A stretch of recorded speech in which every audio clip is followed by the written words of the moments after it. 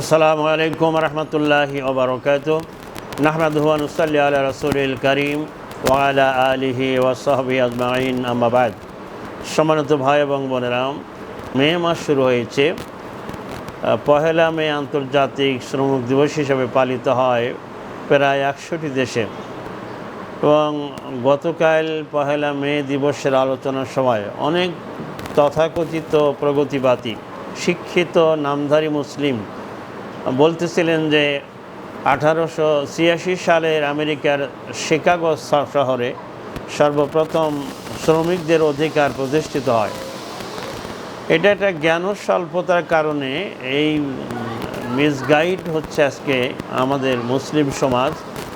আসলে দুনিয়াতে প্রথম মানুষ হিসেবে আল্লাহ যাকে পাঠিয়েছিলেন হযরত আদম আলাইহিস সালাম, তিনি একদিকে ছিলেন মানুষ, আর একদিকে ছিলেন নবী।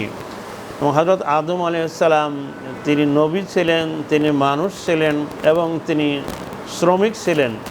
সুবহানাল্লাহ ওয়া বিহামদিহি। মানুষের সবচেয়ে মর্যাদার বিষয় হচ্ছে নবুওয়াত। নবুওয়াত প্রাপ্ত যারা, তারাই তো শ্রমিক ছিলেন। সুতরাং 1886 সালে শ্রমিকের অধিকার প্রতিষ্ঠিত হয়েছে কথা সঠিক নয়, বরং যেদিন থেকে এই পৃথিবীতে মানুষ এসেছে সেদিন থেকেই শ্রমিকের মর্যাদা প্রতিষ্ঠিত হয়েছে। আজকে আমাদেরকে ভুল শেখানো হয়, এটা ভোগাস কনসেপ্ট শেখানো হয় যে একসময় মানুষেরা, আদিম যুগে মানুষেরা উলঙ্গ থাকতো, তারা কাপড় পরা জানতো না, তারা জঙ্গলের ভেতরে থাকতো। এই কথা ঠিক নয়। আদম আলাইহিস সালামকে আল্লাহ দুনিয়াতে প্রথম পাঠিয়েছিলেন এবং তাকে পোশাক এবং সাজসজ্জা করার জন্য তাকে সেই পোশাকও নাজিল করেছিলেন। সুতরাং পৃথিবীর প্রথম মানুষ তারা উলঙ্গ থাকে নাই, তারা কাপড় পরিধান করেছেন, তারা নবী ছিলেন, তারা ভদ্র ছিলেন, তারা শালীন ছিলেন। এবং নবী রাসূলগণ প্রথম পৃথিবীতে প্রতিষ্ঠা করেছিলেন যে কোনো কাজই তুচ্ছ নয়, কোনো কাজই ছোট নয়। মুহাম্মদুর রাসূলুল্লাহ সাল্লাল্লাহু আলাইহি ওয়াসাল্লাম তিনি যখন মদিনাতুল মুনাওয়ারা হিজরত করে আসলেন, মদিনার তিনি যখন রাষ্ট্রনায়ক, মসজিদে নববীতে সাহাবায়ে কেরাম রিদওয়ানুল্লাহি আলাইহিম আজমাইন তাকে প্রশ্ন করেন, আল্লাহর নবী, আপনি মদিনাতে আসার আগে মক্কায় যখন ছিলেন আপনি কি করেছেন? রাসূলুল্লাহ সাল্লাল্লাহু আলাইহি ওয়াসাল্লাম জবাবে বলছেন, মা বাআসাল্লাহু নাবিয়্যান ইল্লা রাআল গনাম। আল্লাহ তাআলা পৃথিবীতে যত রাসূল পাঠিয়েছেন, যত নবী প্রেরণ করেছেন, সকলেই রাখাল ছিলেন, মেষ চরাতেন, মানে ছাগল বকরির রাখাল ছিলেন। ফাকাল আসহাবু রাসূলিল্লাহি ওয়া আনতা ইয়া রাসূলুল্লাহ। আল্লাহ রসুলের সাহাবাগণ জিজ্ঞেস করেন, আল্লাহ নবী, আপনিও কি মেষ চড়িয়েছেন কখনো? রাসূল সাল্লাল্লাহু আলাইহি জবাব দিলেন, বালা বা নাআম কুনতু আরআহা আলা করারিতা লি আহলি মক্কা। আমি মক্কাবাসীদের মেষ চড়িয়েছি, আমিও মেষ চড়িয়েছি, তবে নিজের মেষ নয়, নিজের ছাগল নয়। মক্কাবাসীর, ধনাঢ্য মক্কাবাসীদের ছাগল চড়াতাম কিছু পারিশ্রমিকের বিনিময়ে। সুবহানাল্লাহ।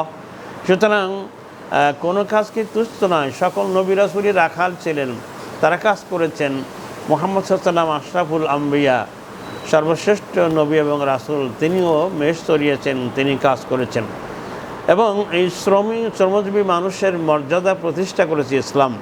রাসূলুল্লাহ সাল্লাল্লাহু আলাইহি ওয়াসাল্লামের একজন খাদেম ছিলেন, নাম ছিল আনাস রাদিয়াল্লাহু তাআলা আনহু। তিনি 9 বছর, আর এক বর্ণনা আছে 10 বছর রাসূলুল্লাহ সাল্লাল্লাহু আলাইহি ওয়াসাল্লামের খেদমত করেছেন। রাসূল সাল্লাম তাকে, তিনি যেই মানের পোশাক পরতেন তাকেও সেই পোশাক পরাতেন।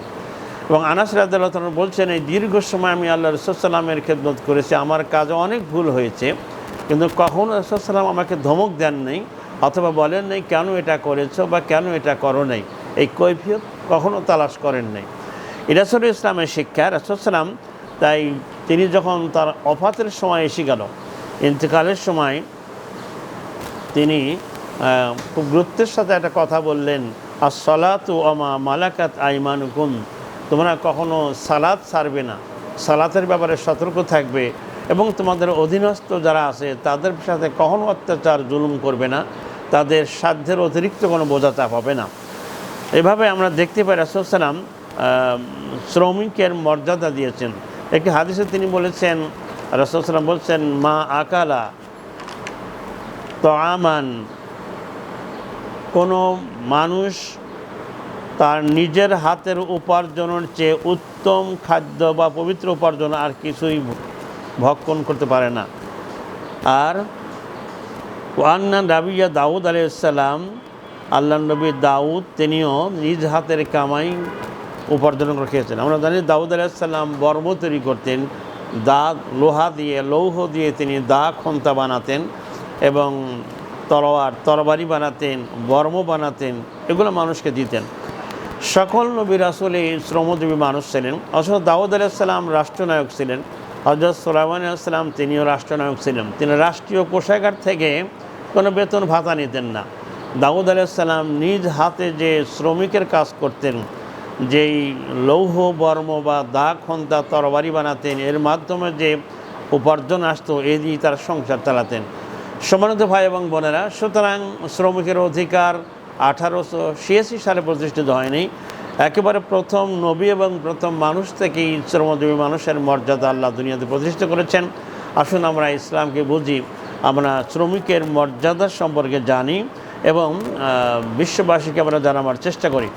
রাসূলুল্লাহ সাল্লাল্লাহু আলাইহি ওয়াসাল্লাম একটি হাদিসে বলেছেন, আতুল আজিরা আজরাহু ক্বাবলা আন ইয়াজিফা আরাকাহ, তোমরা শ্রমিকের মর্যাদা, শ্রমিকের মজুরি দিয়ে দাও তার শরীরের ঘাম শুকাবার আগে।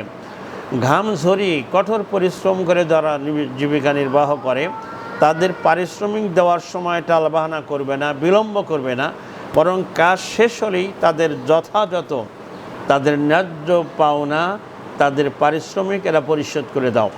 এভাবে ইসলাম যতগুলো শ্রমিকের মর্যাদা সম্পর্কে রাসূল বলেছেন, এর দ্বারা প্রমাণিত হয় ইসলামী একমাত্র জীবন বিধান যেটা পৃথিবীর সকল পেশাকে সম্মান দেয়, কোনো পেশাকেই ছোটো মনে করে না। সেজন্য মসজিদে নামাজ পড়তে যখন যায়, একজন রিকশাওয়ালা হতে পারে, একজন ক্লিনার হতে পারে, একজন সুইপার হতে পারে, আর একজন অফিসার হতে পারে, সকলেই এক কাতারে দাঁড়িয়ে যায় আল্লাহর দরবারে।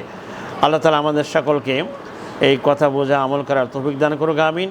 হযরত আয়েশা রাদিয়াল্লাহু তাআলা বলছেন, কানা আসহাবে রাসূলুল্লাহ সাল্লাল্লাহু আলাইহি ওয়াসাল্লাম আম্মাল আনফুসাহিম, রাসূল সাল্লাল্লাহু আলাইহি ওয়াসাল্লামের সাহাবীগণ শ্রমিক ছিলেন। আজকে আমরা দেখি রাসূল সাল্লাল্লাহু এবং তার সাহাবাগণ এই শ্রমিকদের মর্যাদা দিতেন। আমরা আজকে নবীওয়ালা কাজ বলতে শুধু ইবাদতের সুন্নাত মনে করি, কিন্তু আমাদের মুআমালাতের ভিতরে অনেক সুন্নাত আছে যারা রাসূলুল্লাহ সাল্লাল্লাহু আলাইহি ওয়াসাল্লাম তার সাহাবীদের সাথে করেছেন। তিনি কোনো কাজকে ছোট মনে করতেন না। আমাদের এই জীবনের বিস্তীর্ণ ধারাগুলো আমরা রাসূলুল্লাহ সাল্লাল্লাহু আলাইহি ওয়াসাল্লামের সুন্নাতের আলোকে সাজাই। আমাদের মুআমালাতগুলো যেন আমরা নবীওয়ালা কাজ বানাই। আল্লাহ তাআলা আমাদের তৌফিক দান করুক, আমিন। আসসালামু আলাইকুম ওয়া রাহমাতুল্লাহি ওয়া বারাকাতুহু।